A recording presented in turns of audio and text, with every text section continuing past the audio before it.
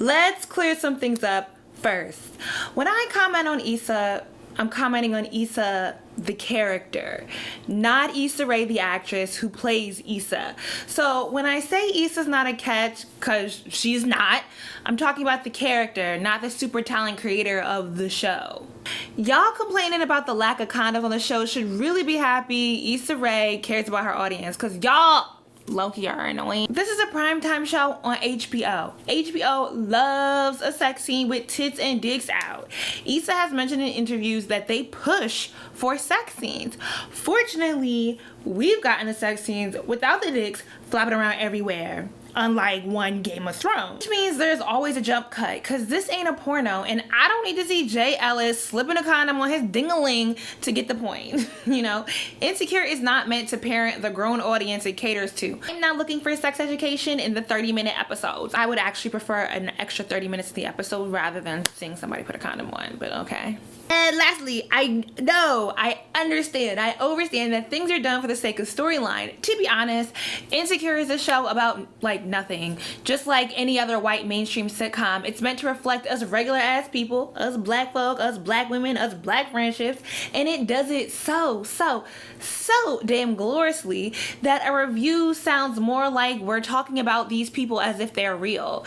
Telling me Molly is meant to make bad decisions because that's her character arc, like, okay. Have we given enough credence to Molly's wardrobe? Cause she might be emotionally a hot mess, but her outfits are always together. Roderick Thompson's fine underage ass is all of like 20, unfortunately 4 years old.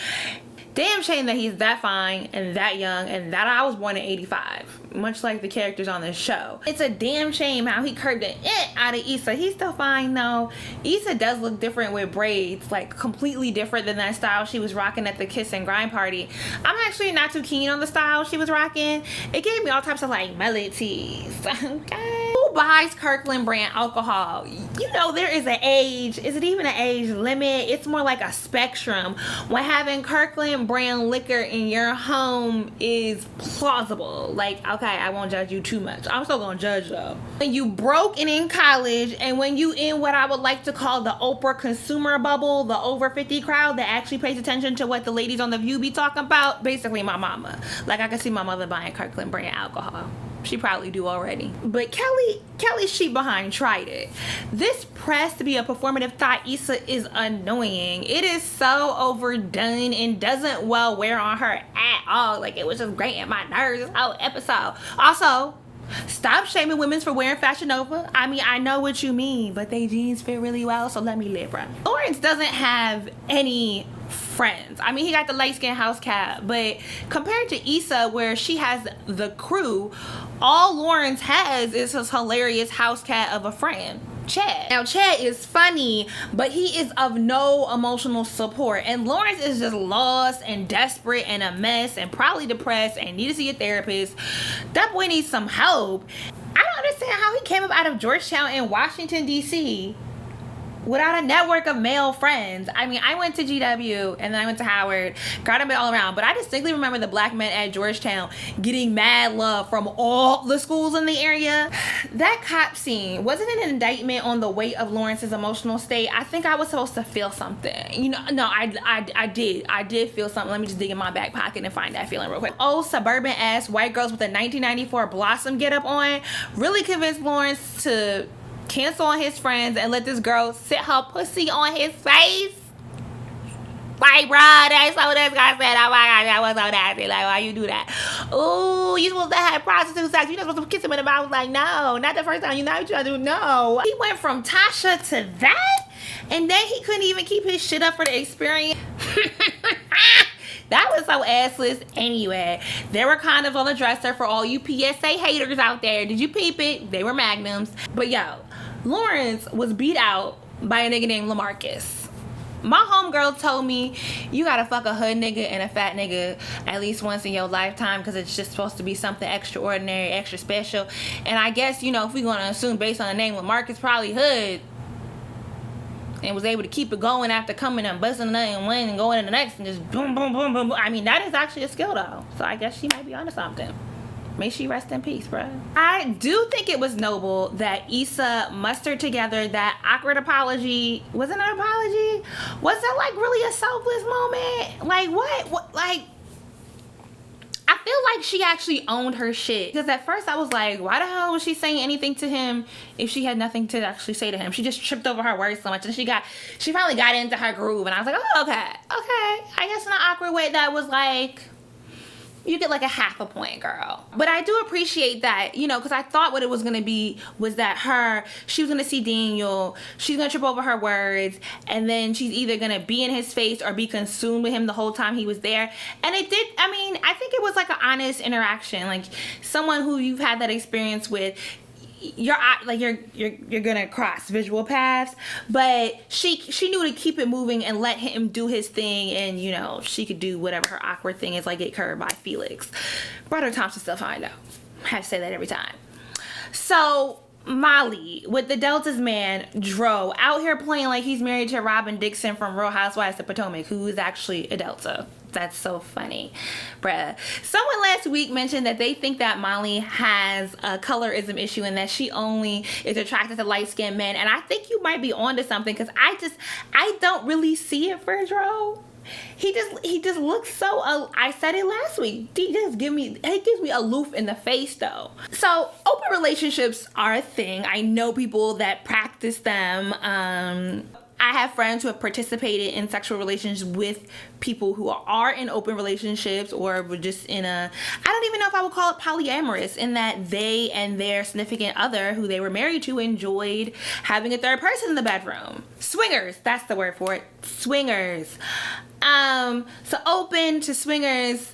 I live in New York City, girl. Like, that ain't even like that. I'm not blown by it at all. But the thing with both scenarios, whether your relationship is open or you're both participating in it at the same time with the third person as a swinger, you don't bring people into your relationship that you are already friends with. You cannot already, unless you're trying to be polyamorous, already have some sort of emotional foundation built with said person. Cause like, truth be, whether it's open or a swinger, the same thing with casual sex, cause that's really all in the realm this is. When you want that person out your life, you want to be able to skedaddle, walk on out with no drama. You don't want there to be any sort of other strings attached to the situation. Duh. That's not, so Dro sitting here talking about it's an open relationship and his girl would be okay with Molly, who is childhood friends with him and apparently close enough to have a good key with the girl when they was at the bakery with his wife. Like, that's not how this works, sir.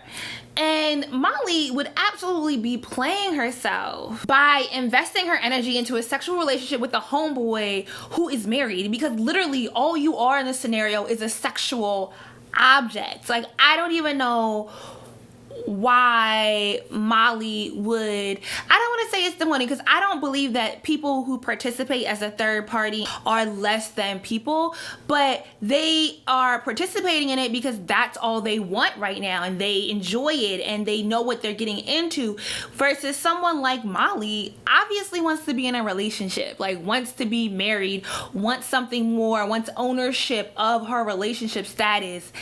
And so she would be selling herself short, because Molly don't actually just wanna fuck, even though that's what she always puts herself in those scenarios, because she be running away from her own vulnerabilities. I'm still mad about selling K Brown, bruh. Still mad. Lawrence ain't built to be an ain't no pussy like new pussy man. He got too many feelings, and he doesn't need to actually get rid of said feelings. He just needs to process them. As fun as Chad is, like I said earlier, bruh. Chad's actually really funny though, because that whole bathroom scene where he was just being a house cat, picking up everything and then didn't even tip the attendant. But regardless, Chad ain't what Molly, or even Kelly for that matter, is to Issa.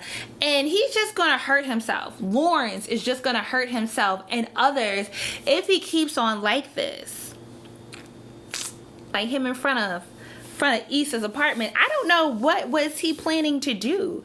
Did he drive away because he realized she wasn't home? I don't know. You just had a threesome and realized it wasn't really all it is cracked up to be. As much as I want to clown that threesome scenario, Because I'm thinking of an explicit memory when my homegirl's boyfriend bothered the fuck out of her about having a threesome. So they went to a swingers club, and I ended up having to come at like 4 o'clock in the morning and help him get my homegirl out of there, because she was so mad at him because he got there and he couldn't perform because he got nervous, that she got pissy, like chocolate wasted drunk.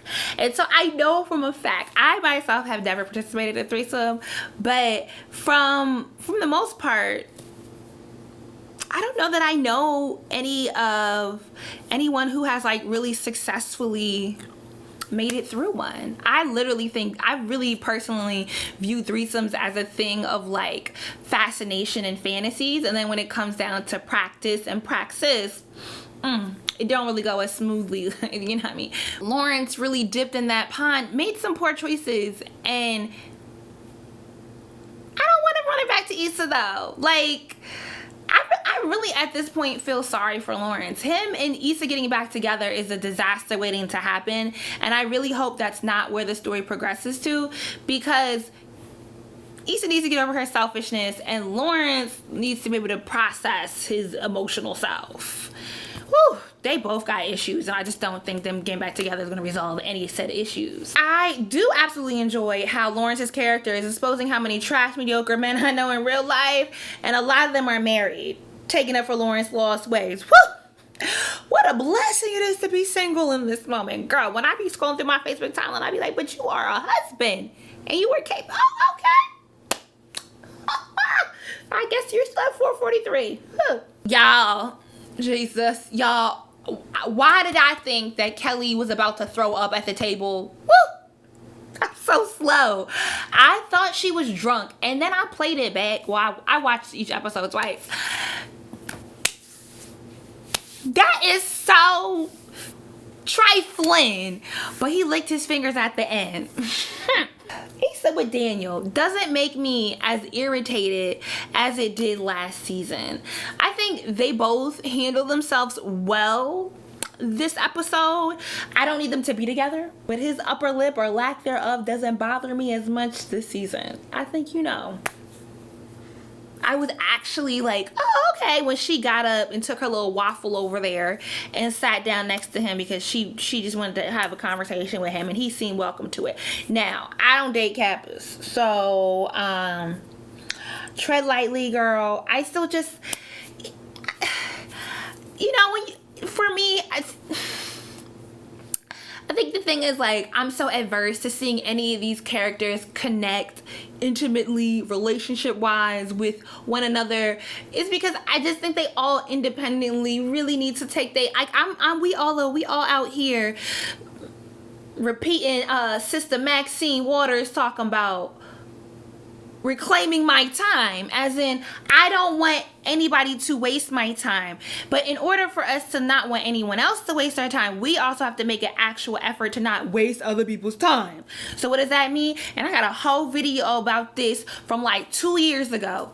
Emotional maturity. And one of the things I said in that video is that as you work on your emotional maturity, which just takes time and patience and journaling and being cognizant of the ways you interact with people and the things you do and how different perspectives can matter in a scenario.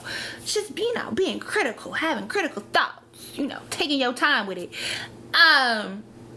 But the more you become emotionally mature, the more you're going to realize how many other people throughout the world are just not emotionally mature. We don't live in a society that encourages us to deal with our emotional selves. So, as much as I kind of like keep saying I want these characters to work on their emotional selves and emotional maturity, some people don't.